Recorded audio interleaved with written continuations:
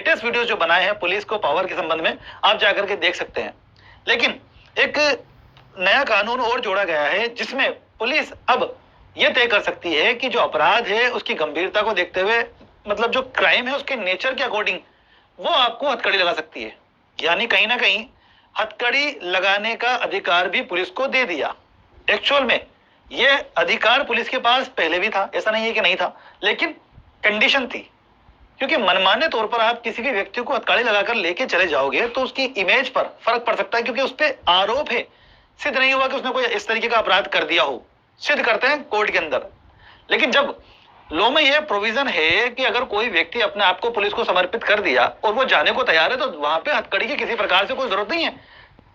लेकिन ये जो नया लॉ बना दिया गया है 43 बीएनएस के अंदर, बीएनएसएस के अंदर सबसेक्शन 3 में, कि अगर पुलिस को लगता है तो भाई पुलिस को तो मैक्सिमम केसेस में लग जाएगा। इतने ज्यादा केसेस में उनको लग सकता है जो आप सोच भी नहीं सकते। गंभीर प्रकृति के तो मैक्सिमम केसेस हैं आईपीसी के अंदर। तो पुलिस को लगने वाली जो बात है कहीं ना कहीं उसका दुरुपयोग होगा, पुलिस मन चाहेगा जिसको हथकड़ी लगा सकती है, ऐसा लगता है इस लॉ के अंदर। और सुप्रीम कोर्ट के कुछ अलग ही डायरेक्शन है। जो लेजिस्लेशन है उसके द्वारा जो ये लॉ लाया गया है तो सुप्रीम कोर्ट की गाइडेंस का जो गाइडलाइन है उसके अकॉर्डिंग आना चाहिए था। तो सुप्रीम कोर्ट ये कह रहा है कि अगर किसी व्यक्ति को अगर आप हथकड़ी लगा रहे हो तो there must be a strong reason, और वो रीजन जस्टिफाई होना चाहिए कि आप इस कारण से इस व्यक्ति को हथकड़ी लगा रहे। फॉर एग्जाम्पल कुछ जस्टिफाइड रीजन मैं बताता हूं आपको कि ये जो बंदा है अगर मैं इसको हथकड़ी नहीं लगाऊंगा तो ये भाग जाएगा।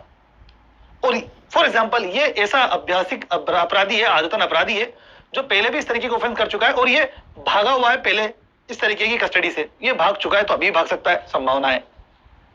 या फिर कोई ऐसा अपराधी है जिसको पुलिस पकड़ के लेकर आ रही है और वो बहुत ज्यादा विरोध कर रहा है, भागने की कोशिश कर रहा है, यानी वो भाग सकता है, संभावना उत्पन्न हो रही है। कोई ऐसा अपराधी है जो पुलिस के ऊपर लगातार अटैक करने का प्रयास कर रहा है, अब उसको कंट्रोल करने के लिए उसको हथकड़ी में जकड़ना जरूरी है। तो ये रीजनेबल रीजन है।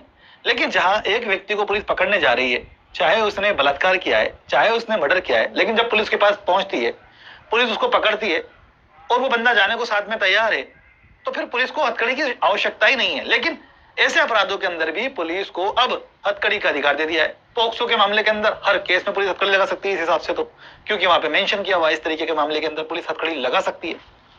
तो दोस्तों आप लोग क्या सोचते हैं कि किसी व्यक्ति को जिसपे कोई अपराध का आरोप है उसको पुलिस सरेआम हथकड़ी लगाकर कोर्ट में पेश करे, कितना लीगल लगता है आपको ये? और दूसरी चीज, सुप्रीम कोर्ट का जजमेंट है प्रभाष शुक्ल बनाम दिल्ली प्रशासन का, उस मामले के अंदर सुप्रीम कोर्ट ने कहा कि जब तक आवश्यकता ना हो और कोई रीजनेबल रीजन ना हो जो ये प्रतीत करता हो कि हाँ भाई इस बंदे को हथकड़ी में लाकर के पेश करना जरूरी था इन कारणों से, तब आप कोर्ट को ये बता सकते हैं कि साहब इन कारणों से हम लेकर के आए, या फिर कोर्ट से अनुमति प्रदान कर सकते हैं। मतलब कोर्ट से अनुमति कौन लेगा? पुलिस वाले के साथ जो कैदी जेल के अंदर है, जेल में से कैदी को भी ला रहे हैं ना, तो उसको भी हथकड़ी पहनाकर लाने का प्रोविजन नहीं है। तो अगर लाना चाहती है पुलिस तो परमिशन ले सकती है कि सर मैं उस अपराधी को हथकड़ी पहनाकर लाना चाहता हूं इन कारणों से, फिर कोर्ट डिसाइड करेगा कि हाँ कभी तुम्हें अनुमति दी जाती है, अब आप हथकड़ी में लेकर के आ सकते हैं। लेकिन नए लॉ के अंदर कोई अनुमति की आवश्यकता नहीं है, पुलिस को सीधा पावर दे दिया गया है कि पुलिस को लगता है कि यह अपराध इस नेचर का है, इस गंभीरता का है, इस व्यक्ति को तो मैं हथकड़ी पहनाकर लेके जाऊंगा, तो लेकर के जा सकती है। और इंटेंशनली अगर दुरुपयोग करने के उद्देश्य से लेके जाए तो कौन इनकार कर सकता है इस बात से? कमेंट करके मुझे जरूर बताइए।